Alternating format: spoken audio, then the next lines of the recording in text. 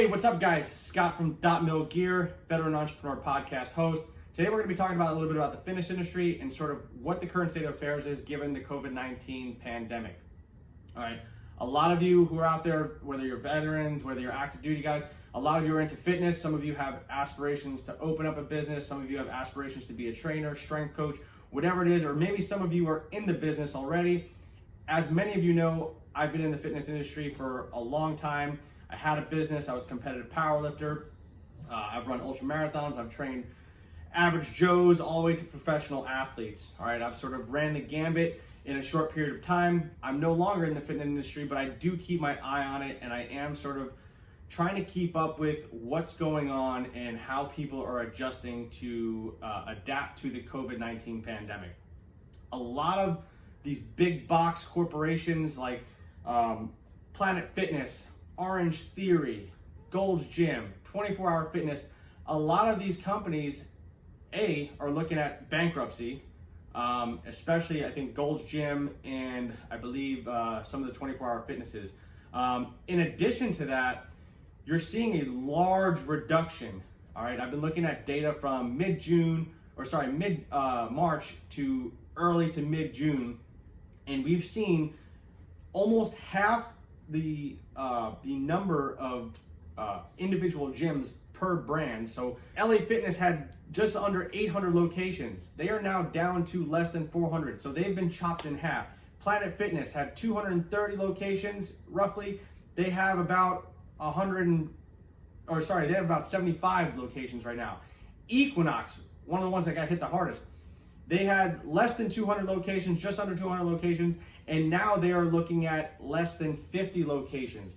Guys, this is incredible. If you're a trainer, this has huge implications for you. If you're an aspiring trainer, this has even bigger implications for you. Now some of you guys who are in these big boxes, who are given leads, now you're gonna have to downsize to maybe a private studio or a smaller gym, and maybe you're not gonna have the sales rep at the front desk who's gonna basically funnel you guys clients who are working the floor, right?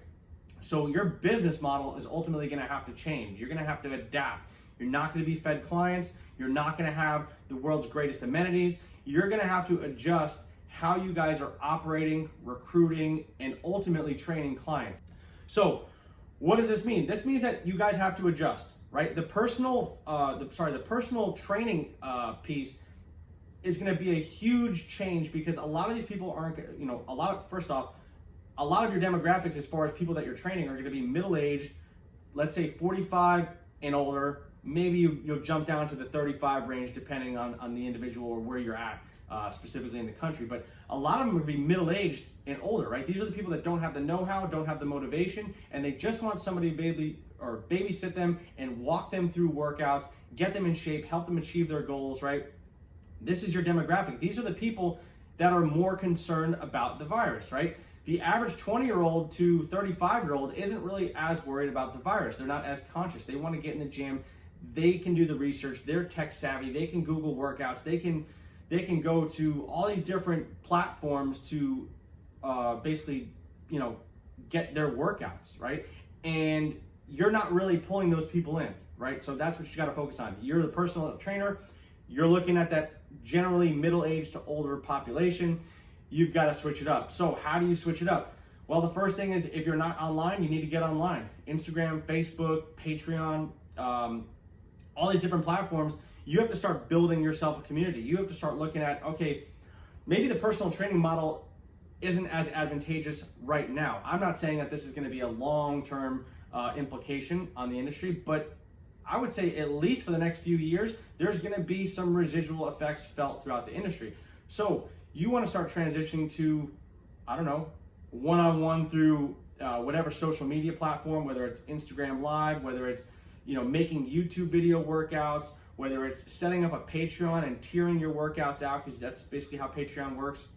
Maybe you do one-on-one sessions, you do programming, right?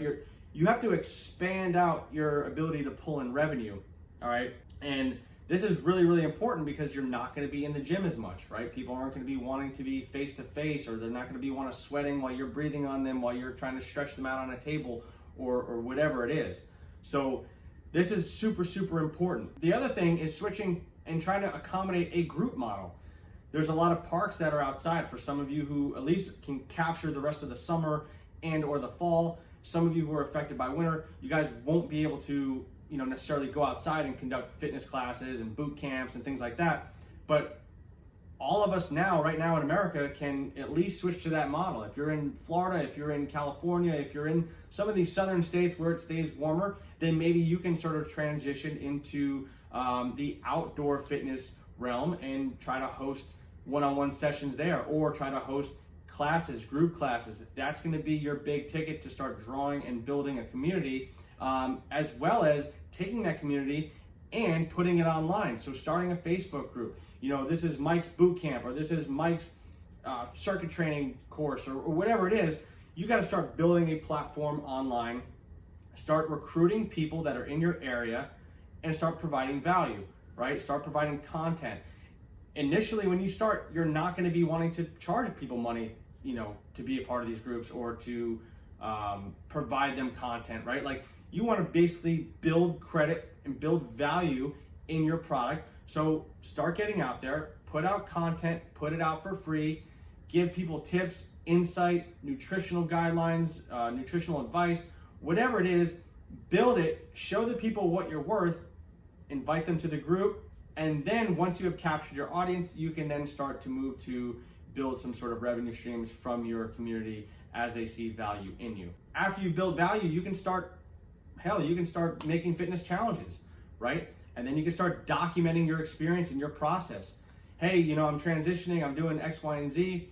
I've got a program that I need 30 people for, and at the end of the 30 days, whoever makes the biggest gain in X metric will receive X, Y, and Z, a personal training, or they'll receive, 10 free workouts with me, or whatever it is, right? You want to create that interest and that demand for people to constantly want to keep looking at your page and your material. So just to wrap it up, the biggest and most important thing here is you've got to switch your tactics. You've got to switch the way in which you're approaching the fitness industry as it's changing. Now, will it bounce back? I'm sure it will. I don't think any of us have a crystal ball, so nobody knows how and when it's going to transition back. But you need to be flexible, and you also have to be thinking about 5, 10 years, 15 years down the line if you're going to stay in the industry long term. The online model is the model. It's the best model because you can reach the maximum amount of people through all these different social media platforms. So, in short, identify where you're at, figure out what the different COVID restrictions are in your state, area, county, whatever it is, then devise a plan, try to figure out how you can move forward, how you can reach a new audience, retain your current audience or current clients, and then try to build something that you can slowly scale over time through social media, groups, incentives, and documenting your process. People want to see and want to be a part of people that are doing things well and or overcoming a struggle. So it's incumbent upon you to show that to them the way in which I'm trying to show you guys my process and my .mil gear and my podcast and my platform. I'm looking to try to document what I'm doing so you guys are like, man, I can do this too. It's inspiring, and overall, it's going to create some sort of long-term success and a more beneficial future for you and for the people in which you're affecting. Thanks for supporting us, guys. We really appreciate it. If you haven't subscribed to the podcast, please hit the link below, hit the subscribe button, hit the little alerts bell so you know when we make a video. Please follow us on our audio platforms. We're on Spotify, Apple iTunes, and Google Podcasts as Veteran Entrepreneur Podcast. All you gotta do is go into the search tab, type Veteran Entrepreneur Podcast. You can subscribe, follow, like, share, leave a comment, review. We really appreciate it. You can also find us on our social media. That's Facebook.mil_gear.com. At Instagram, we're at .mil_gear. Please help us out. We're trying to grow this podcast. We really appreciate you. Stay motivated.